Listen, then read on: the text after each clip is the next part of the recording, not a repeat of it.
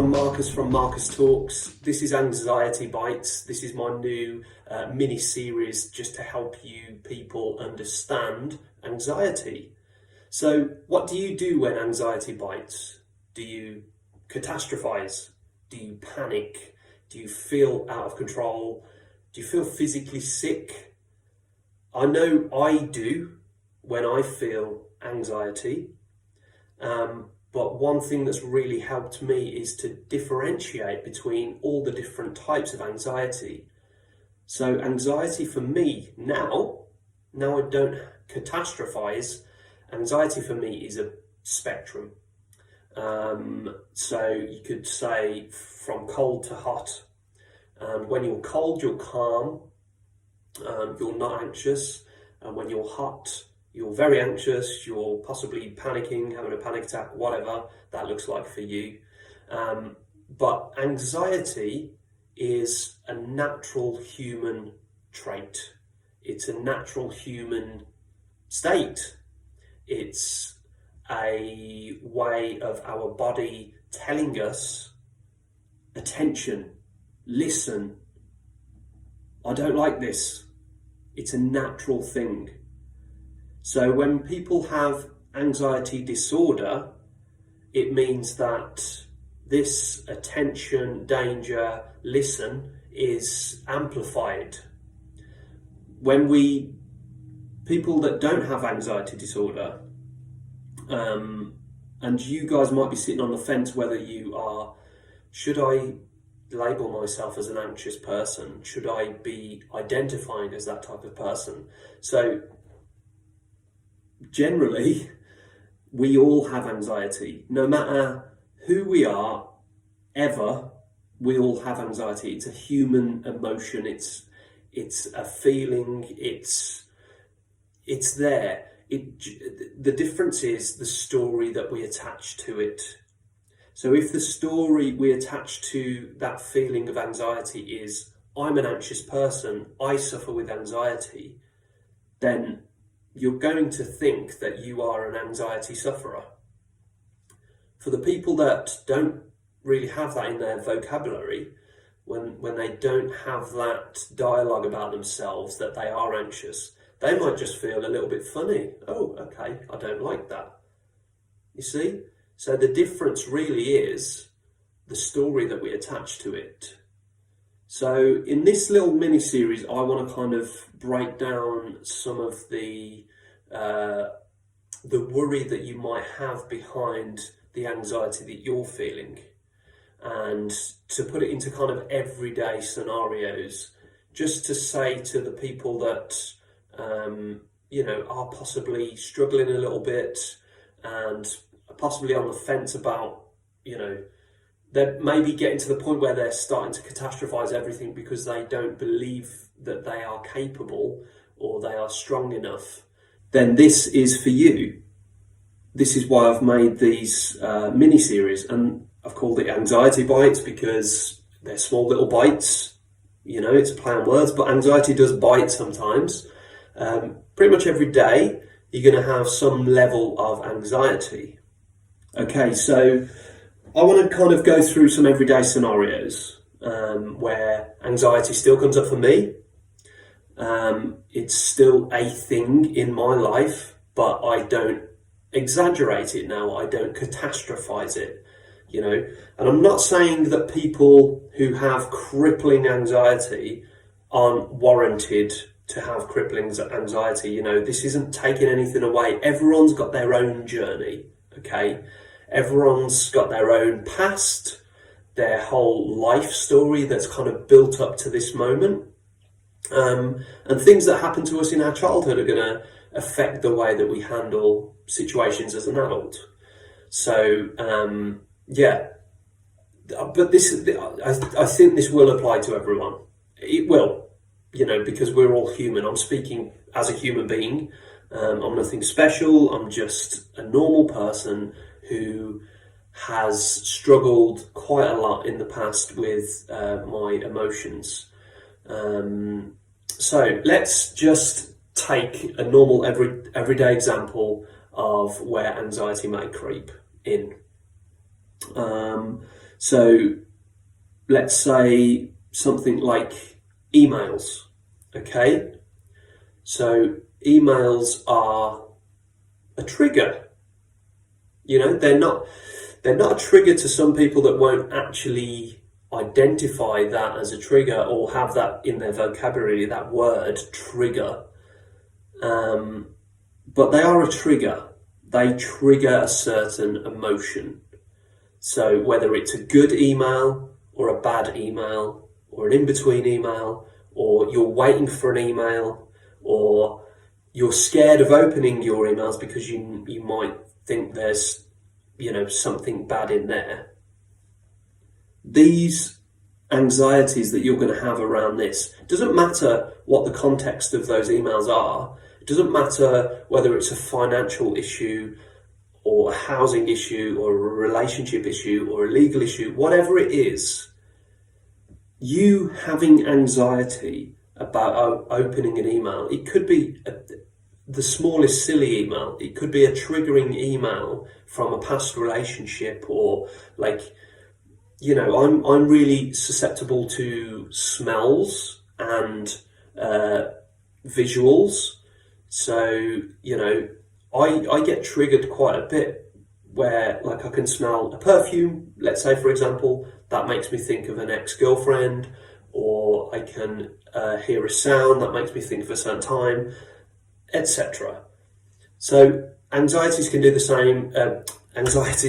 Emails can do the same with pictures. We store all of these memories and information in our heads, and if something's triggering, you're going to feel triggered. It's your body's natural response. So it doesn't matter what type of email you've got coming into your inbox.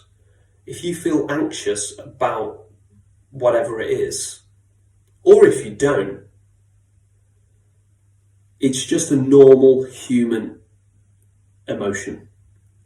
You're not broken. You're scared of something. Your body's saying attention. Millions of years of evolution are telling your body attention. And listen, your body's trying to speak to you. Listen to it. What's it saying? You're scared. Okay, cool, you're scared. And when you're scared, when you feel this in your body, you will have an instant reaction. A reaction quicker than anything ever. You can't fathom how quick it is. It's like milliseconds of a reaction. You can't stop the reaction happening. So by the reaction, I mean the thoughts come straight in. Oh shit, I don't feel great. Or this just makes me feel really scared, fearful, and but where you can nip that in the bud. So you've opened your email, you've seen in your inbox there's a message from something that you've been waiting for and you're really scared to open it, and then you open it and you have this instant reaction, you feel sick in your stomach and you're it's at that point where you have a decision to make. You can do the normal thing and catastrophize. And by catastrophizing, you have the reaction, the trigger, the reaction, and then you basically keep going round and round and round and round and round until you've kind of calmed yourself down, maybe over a day or whatever, I don't know. But when you have that reaction, that's the immediate time when you can actually say, okay, I can catastrophize here. I can panic about this. I can feel sick. I can feel out of control. Or I can just breathe, take a breath. This is a normal, everyday emotion. Your body's telling you that this email is important. It doesn't mean that you are broken. In fact, it means the complete opposite to being broken. It means you are present, you are listening to your body. The fact that you get that anxiety trigger means that your body's working for you. Okay, it means this email is important, whatever the context is. Like I say, financial, legal, whatever it is, it means that it's important and your body's telling you. It doesn't mean that you're broken because your body's telling you. Your body's actually working correctly. Millions of years of evolution. So you can go from cold to extremely hot in a split second, and that's okay. When it gets messy, where people need more help, is when you catastrophize. You go round and round and round in a circle, and you keep doing the same things, the same behaviours, the same unhelpful thoughts, and you don't feel like you can control any of it. I know that because I've been there, and I still do it sometimes, But what I don't do anymore is completely catastrophize and completely go off the rails and have a complete panic attack, because I'm able to just rationalize what's actually going on in my head. And this is all about repetition. You got to keep doing it every day. The first time you try this, you might fail, you might fall flat on your ass. But the fact that you are here means that you're better than you were before you started, So if you fall down, keep getting up again, try it every day, try and challenge these thoughts, because the anxiety, I've heard people saying, and I used to say, I can't live with anxiety, I can't live like this. Basically, what you can't live with is the unknown of what your thoughts are telling you. The anxiety itself is a natural thing that you can't get rid of. But like I said, you've got a person that doesn't identify with anxiety at all, and you've got someone who does. So you've got two people here. Give them exactly the same anxiety, but one of them has a story attached, one of them doesn't. I can't remember which way I did this. But one of them has a story attached. Let's say it's this one over here. One of them doesn't. This is the person that doesn't have anxiety or doesn't identify as anxiety. Then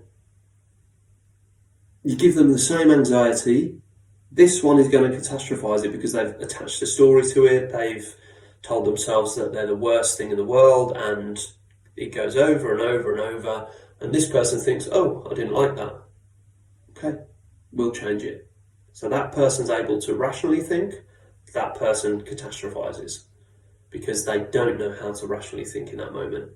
So to get to a rational brain, and again, this isn't to kind of take away from the severity of a situation. This isn't to take away from the context of that email, but it is to take control of your feelings and emotions in that moment, because you can rationalize. Okay, so the person here on the left is saying, right, I'm going to rationally think about this. This is an issue. It's not made me feel very good, but I'm going to get it sorted. This person thinks, oh fuck, what am I going to do? I'm going to absolutely throw a complete wobbler. I don't trust myself. I've not got the skills to do this. I'm really scared. Both are normal, exactly the same reactions, but it's the story that comes with each of these that is different. So look at your story, look at what happens when you start to catastrophize, when you start feeling out of control, when you start feeling like that control is just getting away from you. Look at what you do, write it down. Like, what do you do when you feel anxious? Like when someone says something not very kind to you and you feel triggered, what do you do? Because again, Put the two people in the same situation. The rational thinker thinks, okay, I don't like you. That wasn't very nice. You're a dick. Get out of my life. Okay? You know, and again, this isn't just black and white. This is a whole spectrum of people in between the rational and the catastrophizer. You know, you've got loads of different people in between that react loads of different ways. You know? So the rational person thinks, you're a dick, that wasn't very nice, I didn't like it, get out of my life. The catastrophizer might think, what have I done wrong? Why don't they like me? I'm so shit, they're right, you know, and so on and so on and so on. So again, this is all about getting to a place of balance. You know, you don't have to be overly rational. You don't have to be overly catastrophical. I don't even know if that's a word. But it's just about that balance. You know, I could walk outside right now and something could piss me off. Something could piss me off. And I could react in a way that I really don't want to, that's unhelpful in my eyes to me. You know, it's just, that's what happens. But the older and the wiser that I get, the more I learn about these things, the less I now have that immediate reaction of anger, or I'm pissed off, or, you know, it doesn't mean that I can't get angry. Of course I can get angry. Anger is it's a healthy emotion. It needs to be expressed if you are angry. But I don't just go from 0 to 100 straight away now. You know, there's subtle levels. You know, if you really do want to test me and piss me off, then there's subtle levels that you can push me on. But that's all about learning, you know, and it's the same with catastrophizing. If you're a severe catastrophizer now, like everything's going wrong, the world's ending because this thing's happened right in front of you, that is just day one. You know, this is day one on your journey. It's not the end. It's not, you're not broken. This is your body overworking. Okay? And we've got to get your body to a place where it's working smarter, not harder. You know, your body is going to feel all of these overwhelming emotions if your thoughts are telling your body, or, you know, you're believing your thoughts that this is a catastrophe. I am panicking. I am out of control, you know. But just remember, take it one day at a time. Anxiety is normal. Anxiety isn't a disorder per se. And that's not to say people do not have clinical anxiety, because they do. But for people that tend to overly catastrophize, like I did, and like you probably do, just remember it's a normal thing to have the feeling of anxiety. So when anxiety bites, when it comes into your life, just allow it the space to be there. It's telling you something, it's giving you a message, and just remember to lower the amplification on the catastrophizing. You don't need to go from 0 to 100. Anxiety's gonna be there. It's actually a friend if you make friends with it. It's a good signal. It's like a wise friend that's telling you something.